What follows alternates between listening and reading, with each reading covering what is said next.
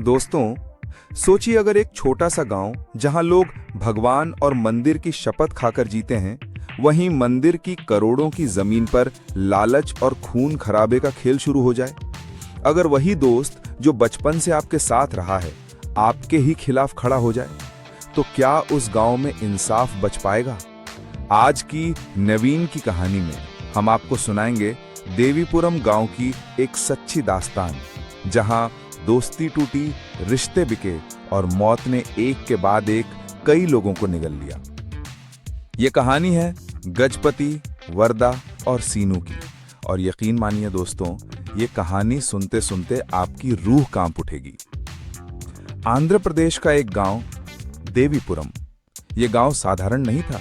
गांव के बीचों बीच था वाराही अम्मा मंदिर, जिसे लोग सिर्फ एक धार्मिक स्थान नहीं बल्कि अपनी जिंदगी की धड़कन मानते थे।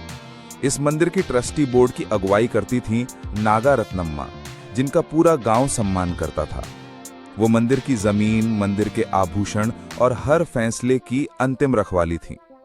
गांव में दो लड़के, एक गजपति और दूसरा वरदा, बचपन से एक दूसरे के बेहद करीब दोस्त थे।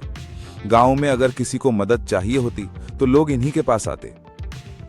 और इन्हीं के बीच था तीसरा सीनू। सीनू अनाथ था, लेकिन उसका दिल सोने जैसा था। एक बार उसने अपनी जान पर खेलकर गजपति को खतरे से बचाया। उस दिन के बाद गजपति ने उसे अपने घर ले लिया।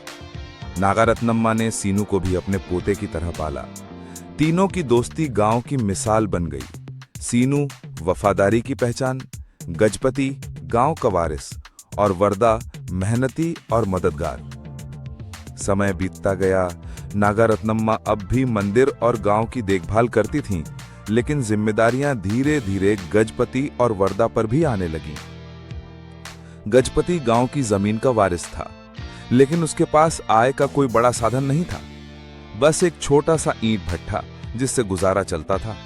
गरीबी और तंगी उसके साथ हमेशा जुड़ी रही। दूसरी ओर वरदा की हालत थोड़ी बेहतर थी। उसके पास कुछ ट्रक थे जिनसे उसका व्यापार चलता था। उसके घर में रोज की रोटी के लिए कभी संघर्ष नहीं करना पड़ा। फिर भी दोनों दोस्त मिलकर मंदिर के ट्रस्ट को संभालते और गांव वालों की नजरों में बड़े प्रभावशाली बने रहे। सब कुछ ठीक ठाक चल रहा था, लेकिन दोस्तों, जिंदगी हमेशा सीधी राह नहीं दिखाती। जहां भक्ति और आस्था हो, वहां अगर लालच और राजनीति घुस जाए तो इंसानियत की सबसे बड़ी परीक्षा शुरू हो जाती है। इसी गांव के पास की जमीन, जिसकी कीमत थी लगभग 1000 करोड़ रुपए। इतनी बड़ी रकम सुनकर ही लोग हैरान रह जाएं। यह जमीन किसी व्यक्ति की नहीं थी, बल्कि वाराही अम्मा मंदिर की थी। अब इस जमीन पर नजर थी पंजीयन विभाग के मंत्री वेदुरुपल्ली वेंकटेश्वर राव की, एक चालाक, निर्दयी और सत्ता के भूखे नेता। उसे पता चला कि मंदिर की जमीन के असली दस्तावेज मंदिर के अंदर एक आभूषण पेटी यानी ज्वेल बॉक्स में सुरक्षित रखे गए हैं। अगर वो दस्तावेज हाथ लग जाएं तो वो जमीन हड़प सकता है। मौका तब मिला जब नागा रत्नम्मा की मौत हो गई। गांव में शोक था, लेकिन राजनीति और लालच कभी नहीं रुकते। वेदुरुपल्ली वेंकटेश्वर राव ने अपने रिश्तेदार नागराज को आगे किया। उसने योजना बनाई कि वो मंदिर समिति का नया प्रमुख बनेगा।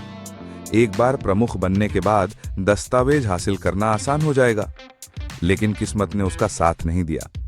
गांव के लोग, वरदा और गजपति सब मिलकर सीनू को मंदिर समिति का प्रमुख बना देते हैं। सीनू ईमानदार था, सच्चा था। उसके रहते मंदिर की जमीन पर कोई हाथ नहीं डाल सकता था। यह बात नागराज और मंत्री राव को अंदर तक झकझोर देती है। अब उन्हें सीनू और वरदा दोनों को रास्ते से हटाना था। नागराज ने गजपति की पत्नी नीलिमा और अपने साले पूली रविंद्र को लालच देकर उकसाया। नीलिमा को धन और ऐश की जिंदगी का सपना दिखाया।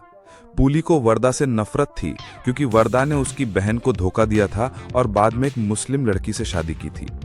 दोनों ही नागराज की बातों में आ गए। अब गांव के भीतर धीरे धीरे एक खतरनाक साजिश का जाल बुना जाने लगा। दोस्तों, ये तो थी देवीपुरम की कहानी की बस शुरुआत, लेकिन असली खेल तो अब शुरू होगा। आखिर मंत्री वेंकटेश्वर राव और नागराज क्या चाल चलने वाले हैं? जानने के लिए देखिए पार्ट 2।